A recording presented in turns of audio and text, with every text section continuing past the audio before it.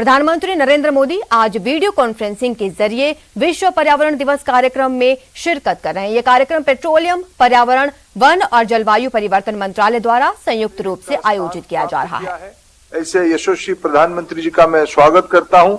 आज के कार्यक्रम में उपस्थित केंद्रीय मंत्री श्री नितिन गडकरी जी, केंद्रीय मंत्री श्री नरेंद्र सिंह तोमर जी, केंद्रीय मंत्री श्री प्रकाश जावड़ेकर जी, श्री पीयूष गोयल जी, देश भर से जुड़े हुए अनेक किसान भाइयों और बहनों, भारत सरकार की तथा अनेक राज्य सरकारों की अधिकारी मित्रगण, मैं फिर आप सभी को आज विश्व पर्यावरण दिवस पे स्वागत करता हूं। इस बार यूएन ने रीइमेजिनेशन, रिक्रिएट, रिस्टोर ऐसे एक महत्वपूर्ण थीम को अपनाया है, जिसकी साक्षात प्रैक्टिस, साक्षात जीता जागता उदाहरण हमारी देश की नीतियां हैं, हमारी देश की प्रैक्टिसेस हैं।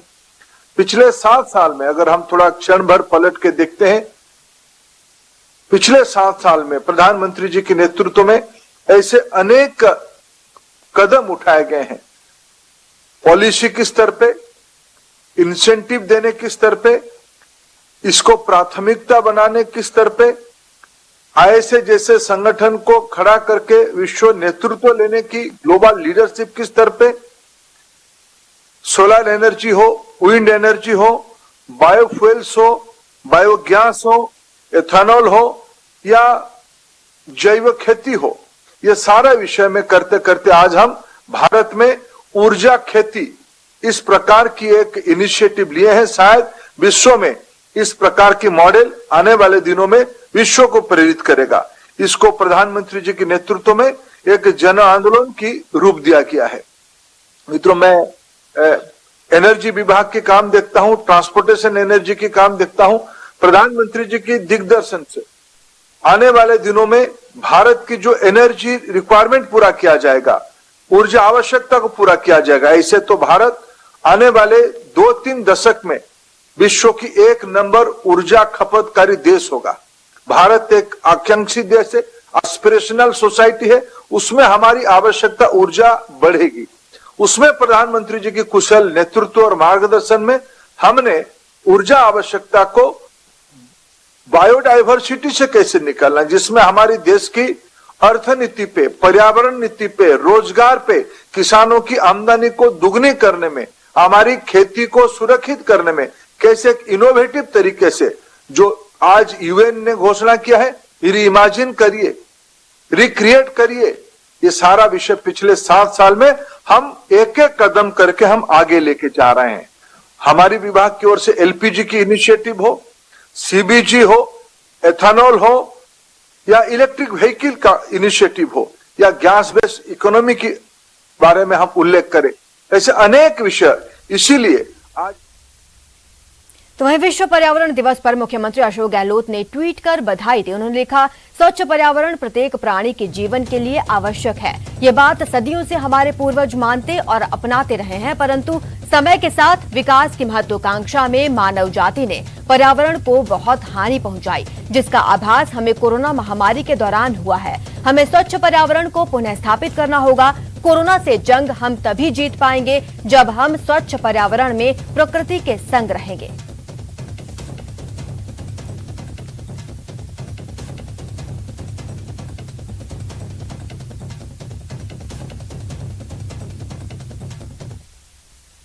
तो इस साल पर्यावरण दिवस की थीम इकोसिस्टम रिस्टोरेशन के तहत रीइमेजिन, रिक्रिएट, रिस्टोर है। पर्यावरण की बात करें तो वनों का घटना, प्रदूषण का बढ़ना, नदी प्रदूषित होना, कई प्रजातियों के लुप्त होने का सिलसिला जारी है।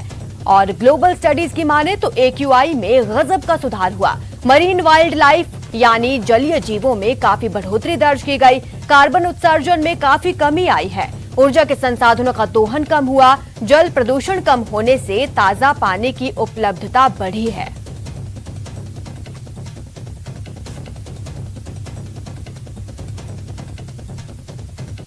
पिछले 28 साल से ये कोशिशें की जा रही हैं कि पर्यावरण में सुधार किए जाएं, लेकिन इंसान कुछ नहीं कर पाया।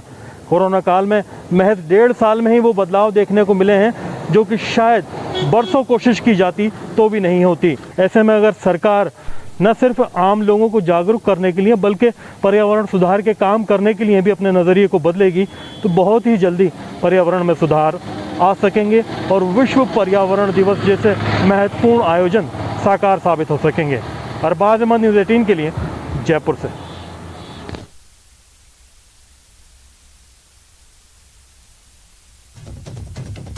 तो आपको बता दें कि आज विश्व पर्यावरण दिवस है। ऐसे मौके पर एक तरफ जहां प्रधानमंत्री नरेंद्र मोदी वीडियो कॉन्फ्रेंसिंग कर रहे हैं, वहीं सीएम अशोक गहलोत ने ट्वीट कर प्रदेशवासियों को बधाई दी है और पर्यावरण की आवश्यकता पर उन्होंने बात की है। इस साल पर्यावरण दिवस की थीम इकोसिस्टम रिस्टोरेशन के तहत री इमेजिन, रिक्रिएट और रिस्टोर है।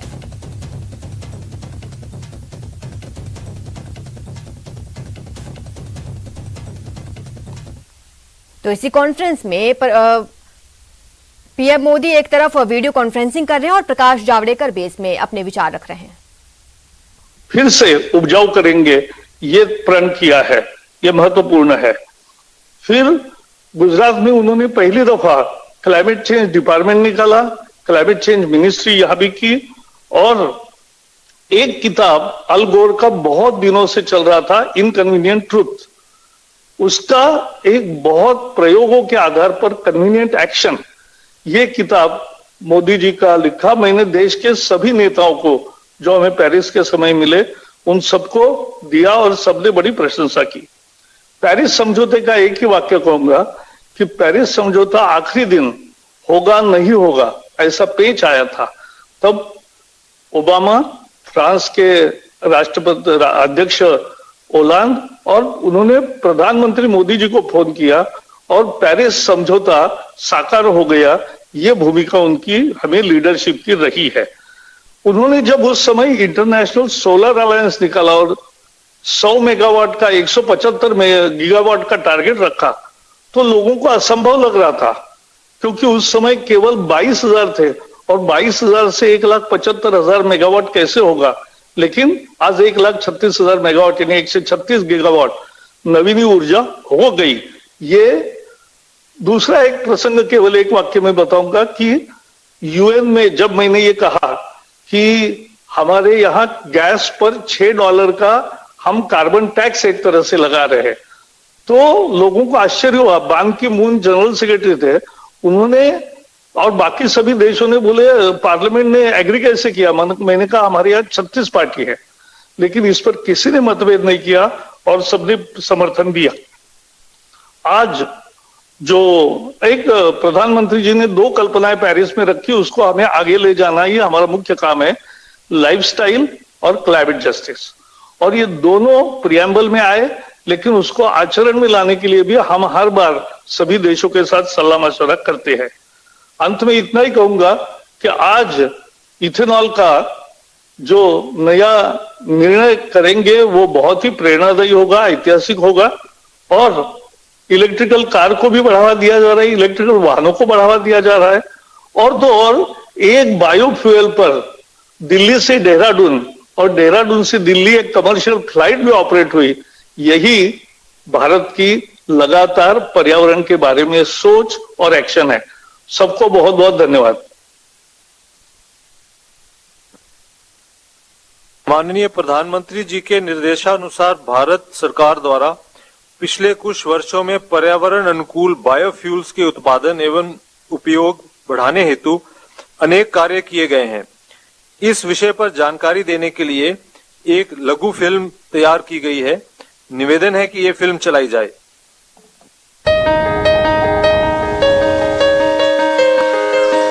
पर्यावरण के साथ मानव का संबंध है अटूट।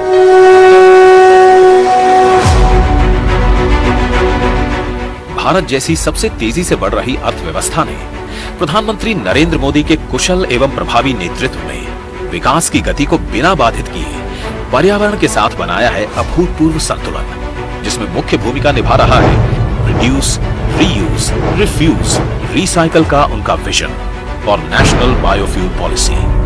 बायोफ्यूल यानी फसलों से निकला ईंधन, फसल के अवशेष से निकला ईंधन, कूड़े कचरे से निकला ईंधन, ये भारत के गांव से लेकर शहर तक के जीवन को बदलने वाला है, बेहतर बनाने वाला है।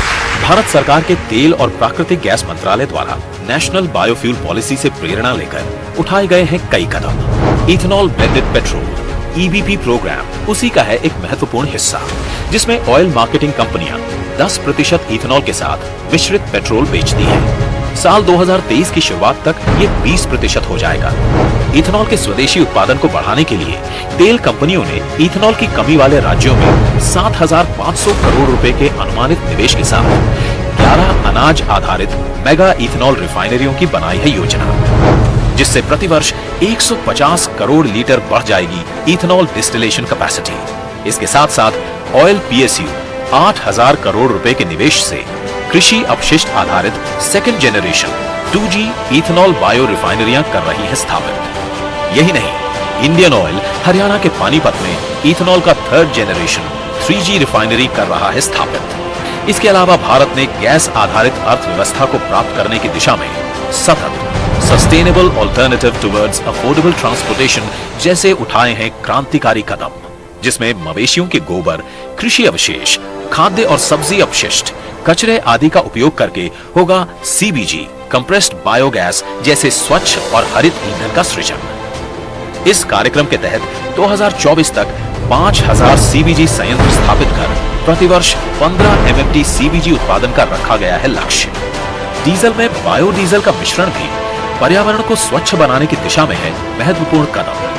तभी तो तेल कंपनियों ने देश भर में लगभग 5,500 रिटेल आउटलेट्स के माध्यम से इसकी बिक्री शुरू कर दी है। इसके साथ ही शुद्ध इथेनॉल E100 वाहनों के ईंधन के रूप में पायलट प्रोजेक्ट पर काम किया जा रहा है। कुल मिलाकर इन परियोजनाओं से कच्चे तेल की खरीद पर खर्च होने वाली विदेशी मुद्रा की होगी बचत, रोजगार का होगा सृजन, किसानों की आय में होगी वृद्धि और पर्यावरण होगा स्वच्छ। आज विश्व नेटवर्क 18 ये सुनिश्चित करना चाहता है कि हर भारतीय को कोविड-19 टीका मिले। टीकाकरण जागरूकता बढ़ाने के लिए नेटवर्क 18 और फेडरल बैंक की पहल संजीवनी शॉर्ट ऑफ लाइफ को सपोर्ट करें। Health expert Apollo 24/7। यहां रुकते हैं एक छोटे से ब्रेक के लिए, जल्द हाजिर होंगे।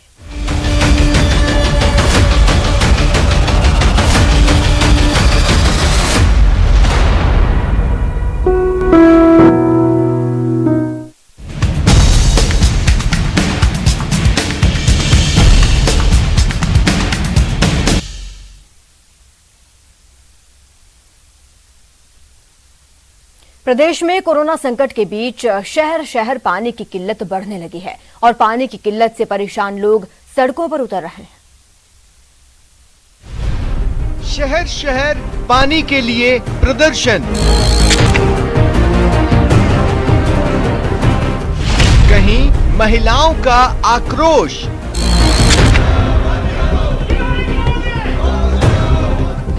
कहीं पार्षदों का हल्ला बोल।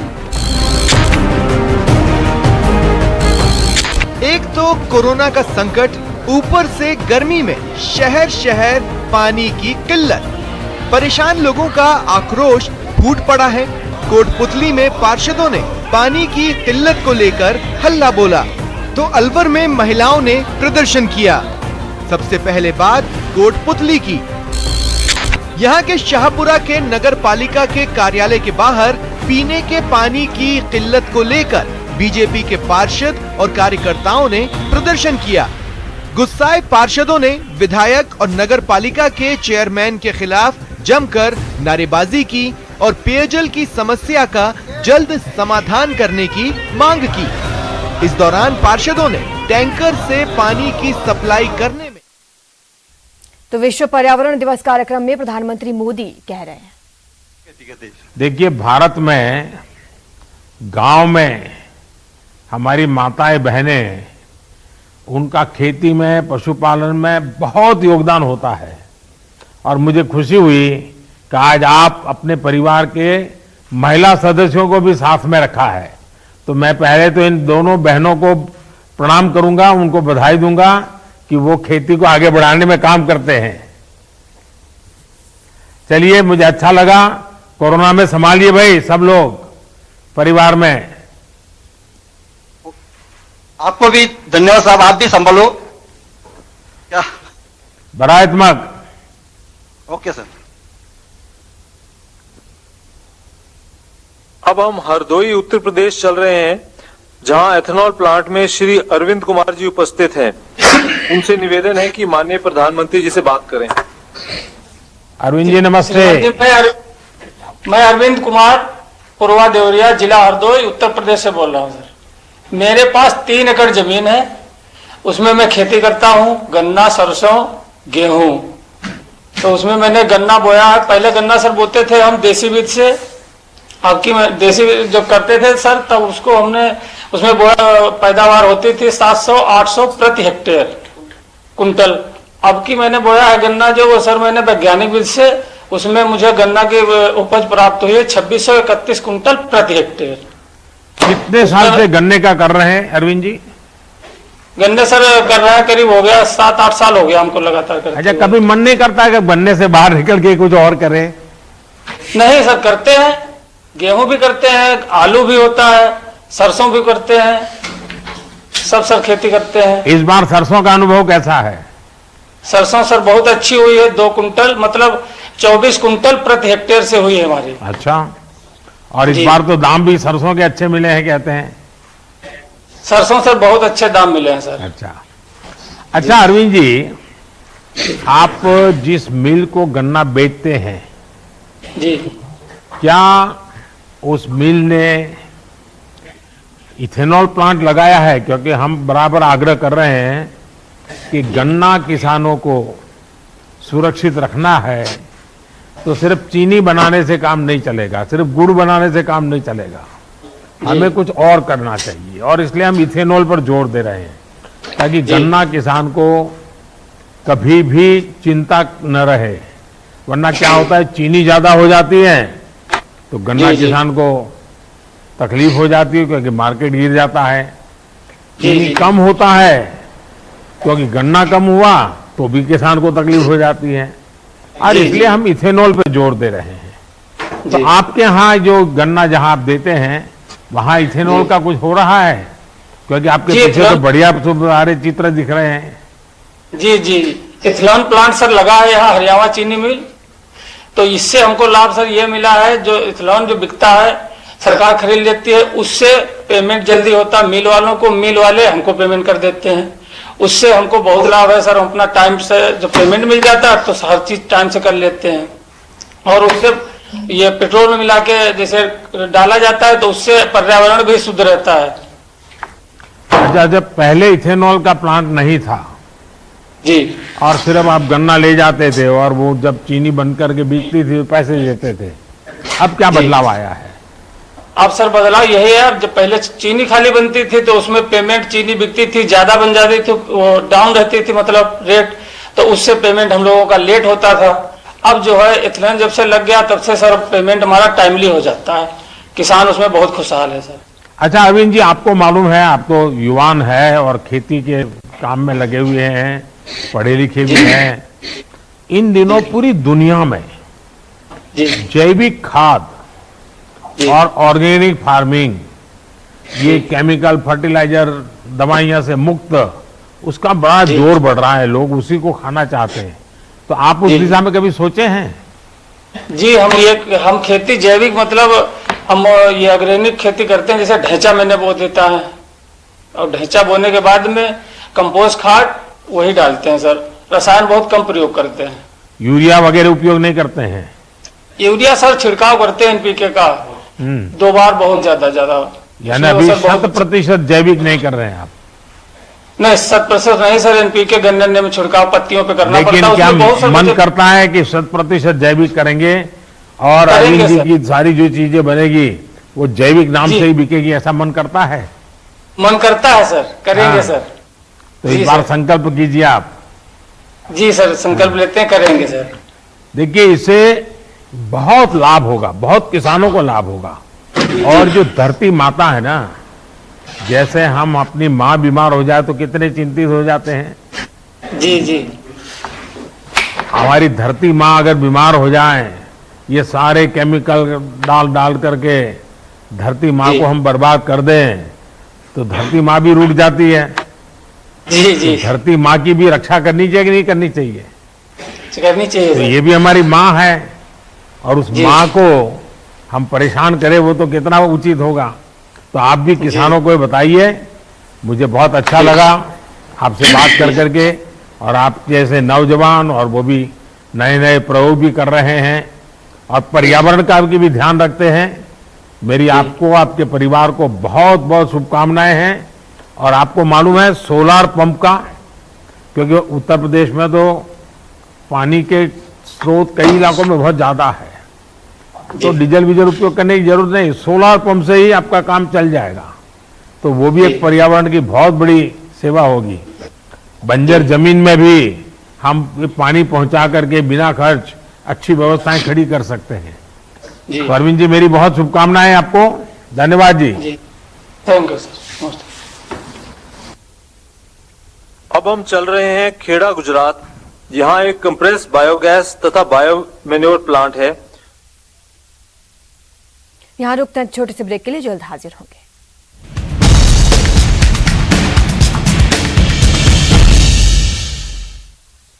तो विश्व पर्यावरण दिवस पर प्रधानमंत्री वीडियो कॉन्फ्रेंसिंग के जरिए किसानों से वार्तालाप कर रहे हैं। सीक्रेट नहीं है तो बताइए मुझे, कितनी होती है? नहीं सर, ऐसा तो कुछ नहीं है। 20-25% इनकम ज्यादा हो गई है साल के मुकाबले। बड़े बड़े चतुराई से जवाब देते हैं आप। नहीं सर ऐसा कुछ नहीं है। अच्छा, आपको ये स्वच्छ ईंधन से जुड़ी सरकार की जो योजनाएं हैं उसका आपको लाभ मिल रहा है? जैसे आपने बताया एलपीजी, बायोगैस, इनसे भी आपको फायदा हो रहा है। तो ये आपको ही मिल रहा है कि जो लोगों के पास पशु नहीं है और वो भी इस एलपीजी वगैरह का फायदा मिलता है उनको? हाँ सर, मिल रहा है, क्योंकि जिनके पास पशुपालन नहीं है पर उनको खाद तो मिल ही सकता है यहाँ से।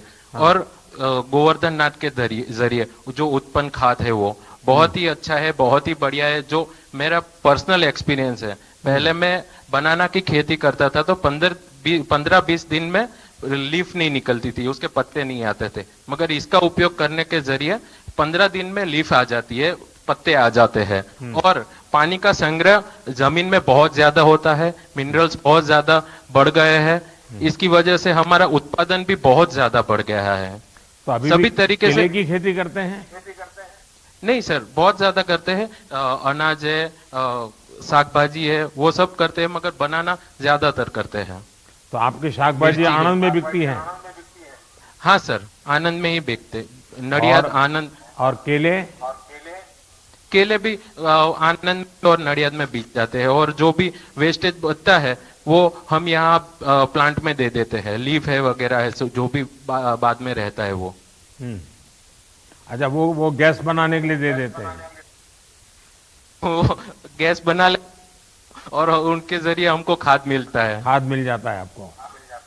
तो अभी आपको ये केमिकल फर्टिलाइजर का कोई खर्चा नहीं होता है? नहीं सर, नहीं होता है। तो कितने किसान होंगे जो इसका फायदा उठा रहे हैं?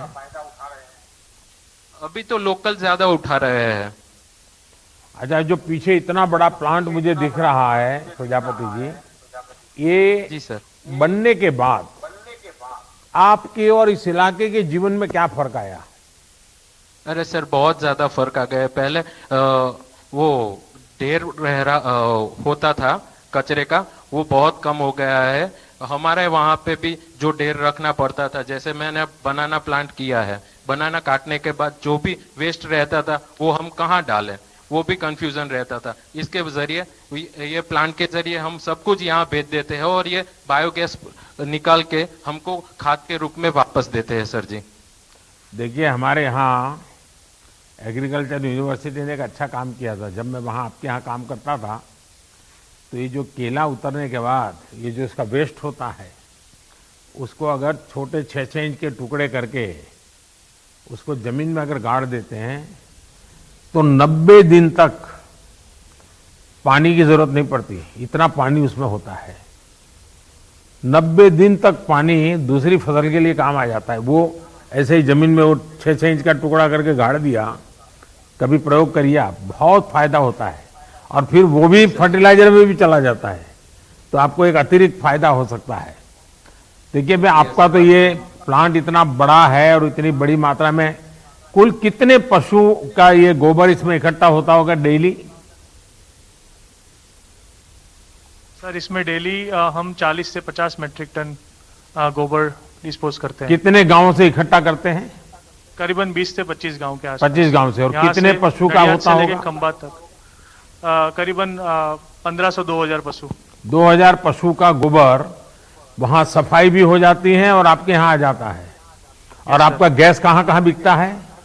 सर अभी हमने सतत प्रोग्राम के अनुसार हमने अपना gas CGD pipeline city gas को डिस्ट्रीब्यूट कर दिया है। अच्छा, सिटी गैस में बिकता है आपका gas? Yes sir, yes sir. तो वो जो कमाई होती है वो आपकी कंपनी की होती है, उसमें भी किसानों को कुछ मिलता है? वो कमाई सर कंपनी की होती है। कंपनी की होती है। और लेकिन जो गोबर आता है उसके बदले में उतना फर्टिलाइजर आप दे देते हैं वापिस? Yes sir. और इंडस्ट्रियल वेस्ट भी बहुत आता है सर। आजू बाजू की जो लोकल इंडस्ट्रीज है जैसे कि चिकोरी वेस्ट है, पोटैटो वेस्ट है, वो सब वेस्ट भी हम यहाँ पे डिस्पोज करते हैं। Total 240 metric ton per day हम यहाँ पे वेस्ट डिस्पोज करते हैं और उससे 7200 किलो गैस पर डे हम उत्पादन करते हैं। अच्छा। और 50 से 60 मैट्रिक टन जैविक खाद। चलिए, मुझे बहुत अच्छा लगा और अमित जी से भी बात करने का मौका मिल गया। और ये आप क्लीन एनर्जी का जो प्रति इतनी जागरूकता पैदा की है और बड़ा प्लांट कितना बड़ा फायदा करता है, आज जब देशवासी देखेंगे तो मुझे पक्का विश्वास है कि जरूर भविष्य में लोग इस प्रोजेक्ट को देखने के लिए आएंगे और सब लोग चाहेंगे कि भाई उनके इलाके में भी ऐसे प्रोजेक्ट बने। मेरी तरफ से आपको बहुत बहुत शुभकामनाएं हैं। बहुत बहुत धन्यवाद।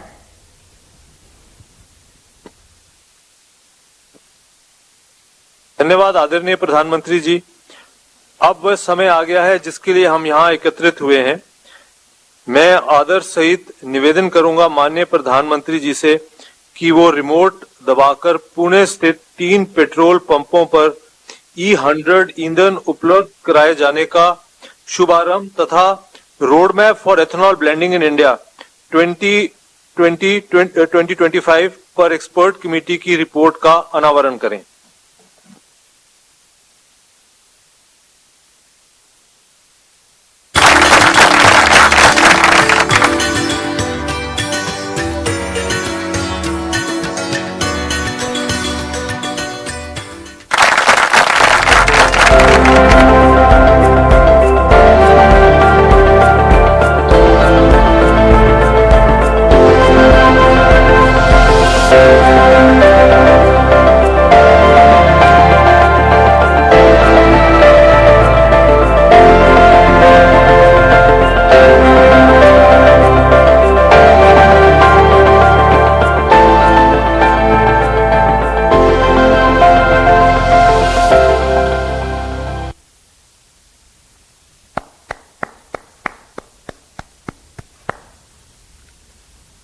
आदरणीय प्रधानमंत्री जी से निवेदन है कि वो अपने प्रेरक उद्बोधन से हमें अनुग्रहित करें। केंद्रीय मंत्रिमंडल में मेरे सहयोगी श्रीमान नितिन गडकरी जी, नरेंद्र सिंह तोमर जी, प्रकाश जावड़ेकर जी, पीयूष गोयल जी, धर्मेंद्र प्रधान जी, गुजरात के खेड़ा के सांसद देवसिंह जी चौहान जी, यूपी के हरदोई के सांसद भाई जयप्रकाश रावत जी, पुणे के मेयर मुरलीधर महौल जी, पिंपरी चिंचवड़ म्युनिसिपल कॉरपोरेशन की मेयर बहन उषा जी, इस कार्यक्रम में उपस्थित अन्य महानुभाव और मेरे प्यारे भाई और बहनों, हमारे किसान साथी, जब मैं उनसे बात कर रहा था तो कैसे बायोफ्यूल से जुड़ी व्यवस्थाओं को वे सहज रूप से अपना रहे हैं और कितनी बढ़िया तरीके से वो अपनी बात बता रहे थे, उसमें कॉन्फिडेंस भी नजर आ रहा था। स्वच्छ ऊर्जा, क्लीन एनर्जी, देश में जो इतना बड़ा अभियान चल रहा है उसका बहुत बड़ा लाभ देश के एग्रीकल्चर सेक्टर को भी मिलना स्वाभाविक है। आज विश्व पर्यावरण दिवस के अवसर पर भारत ने एक और बड़ा कदम उठाया है। इथेनॉल सेक्टर के विकास के लिए एक विस्तृत रोड मैप आज अभी मुझे जारी करने का सौभाग्य मिला है। देश भर में इथेनॉल के उत्पादन और वितरण से जुड़ा महत्वाकांक्षी E100 पायलट प्रोजेक्ट भी पुणे में लॉन्च किया गया है। मैं पुणे वासियों को बधाई देता हूं, पुणे के मेयर को बधाई देता हूं। हम अपने तय लक्ष्यों को समय पर हासिल कर पाए, इसके लिए मैं बहुत बहुत शुभकामनाएं देता हूं। साथियों, अगर आप गौर करें तो आज से 7-8 साल पहले देश में इथेनॉल की चर्चा बहुत कम, रेयरली कभी होती थी। कोई उसका जिक्र ही नहीं करता था, और अगर जिक्र कर भी दिया तो जैसे एक रूटीन कोई बात होती है ऐसा ही हो जाता था। लेकिन अब इथेनॉल 21वीं सदी के भारत की बड़ी प्राथमिकताओं से जुड़ गया है। इथेनॉल पर फोकस से पर्यावरण के साथ ही एक बेहतर प्रभाव किसानों के जीवन पर भी पड़ रहा है। आज हमने पेट्रोल में 20% इथेनॉल ब्लेंडिंग के लक्ष्य को 2025 तक पूरा करने का संकल्प किया है। पहले जब लक्ष्य सोचा था तो ये सोचा था कि ये 2030 तक हम करेंगे, लेकिन पिछले कुछ दिनों में जिस प्रकार से सफलताएं मिली हैं, जन सामान्य का सहयोग मिला है, लोगों में जागरूकता आई है और हर कोई इसके महत्व को समझने लगा है, और इसके कारण अब हमने 2030 में जो करना चाहते थे उसको 5 साल कम करके 2025 तक करने का निर्णय किया है। 5 साल एडवांस। साथियों, इतने बड़े फैसले का हौसला बीते 7 सालों में देश ने जो लक्ष्य प्राप्त किए हैं, देश ने जो प्रयास किए हैं और उसमें से जो सफलता मिली है, उसी के कारण ये आज निर्णय करने की हिम्मत आई है। 2014 तक भारत में एवरेज औसतन सिर्फ 1-1.5% इथेनॉल की ही ब्लेंडिंग हो जा पाती थी। आज ये करीब करीब 8.5% तक पहुंच गया है। वर्ष 2013-14 में जहां देश में 38 करोड़ लीटर इथेनॉल खरीदा जाता था, वहीं अब इसका अनुमान 320 करोड़ लीटर से ज्यादा का है। यानी करीब करीब 8 गुना ज्यादा इथेनॉल खरीदा गया है।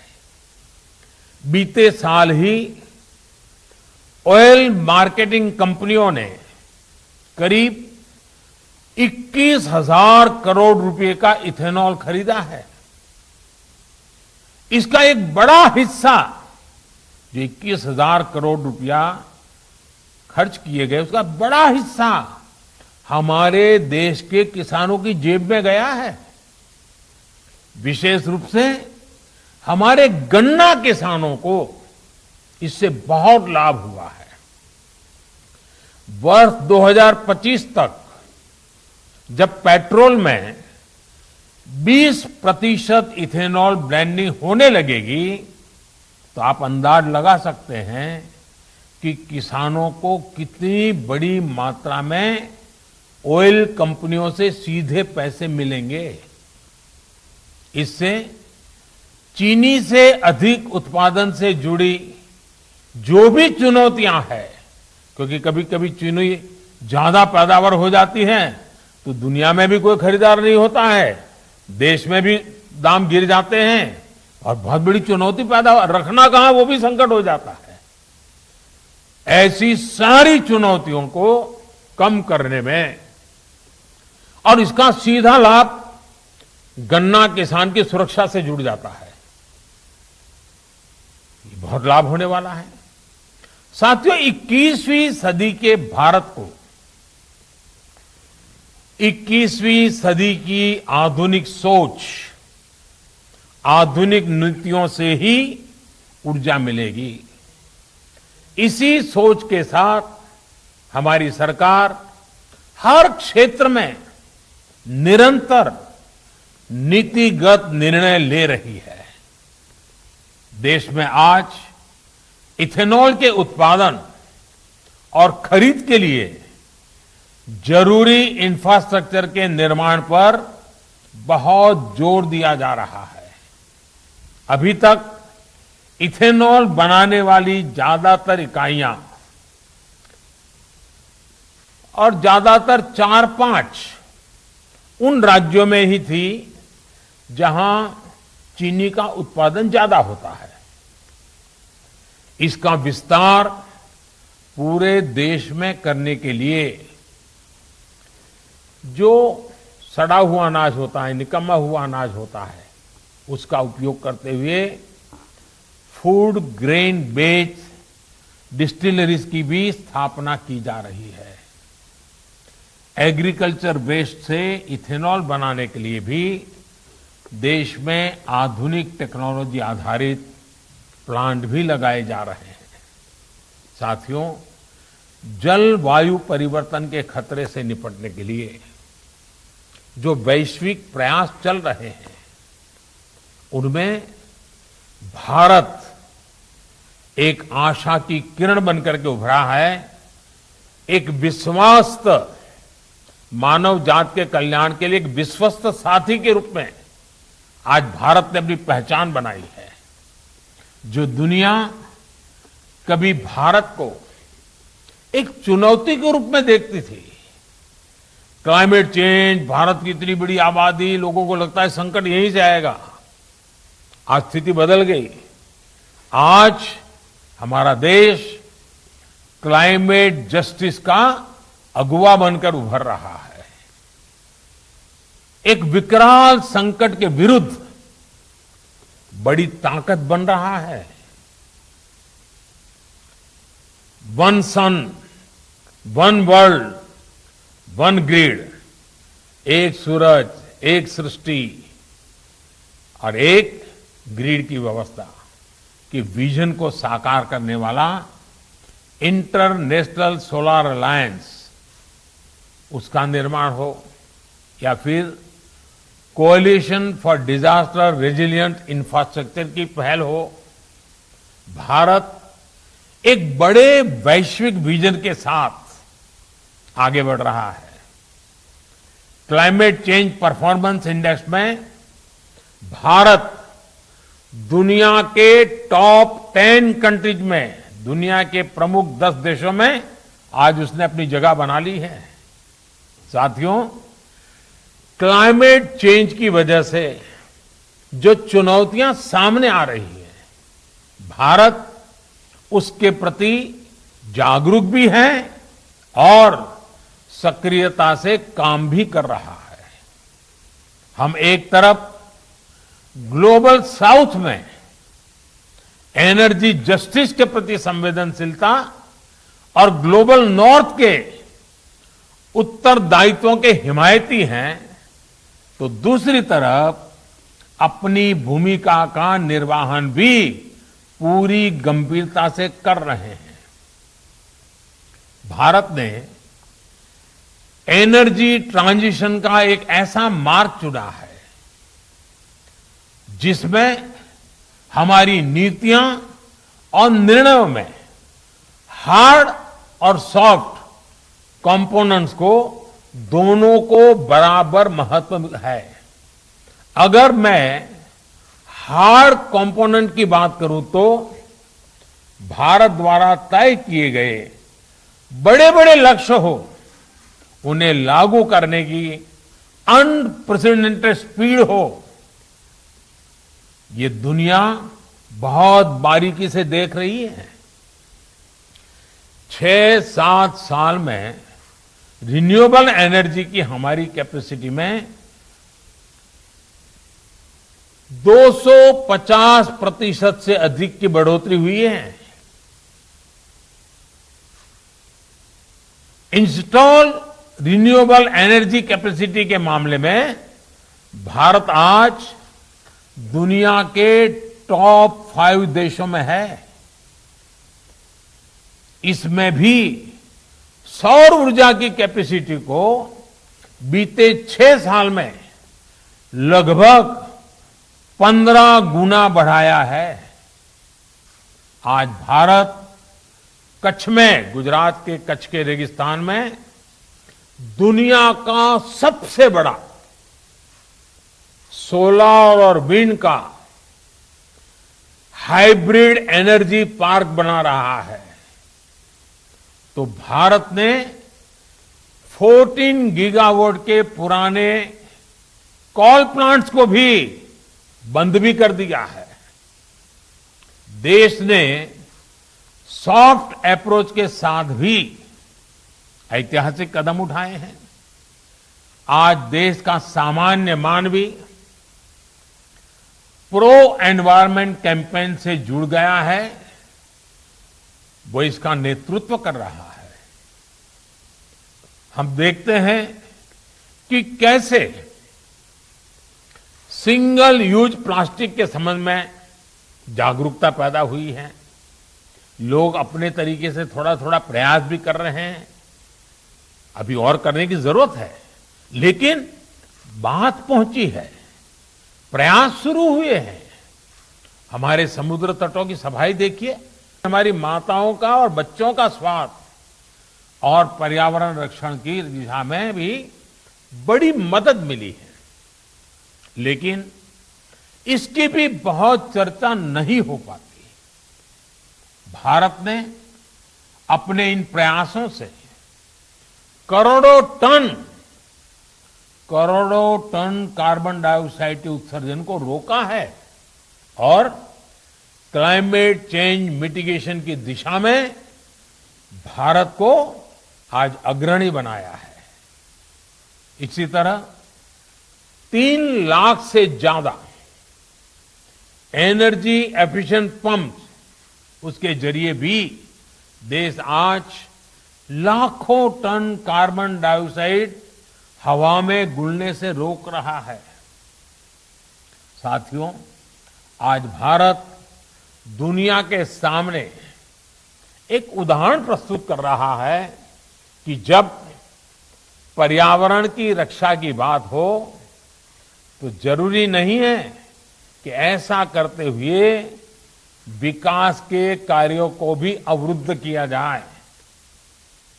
इकोनॉमी और इकोलॉजी, इकोनॉमी और इकोलॉजी दोनों एक साथ चल सकती हैं, आगे बढ़ सकती हैं, और भारत ने यही रास्ता चुना है।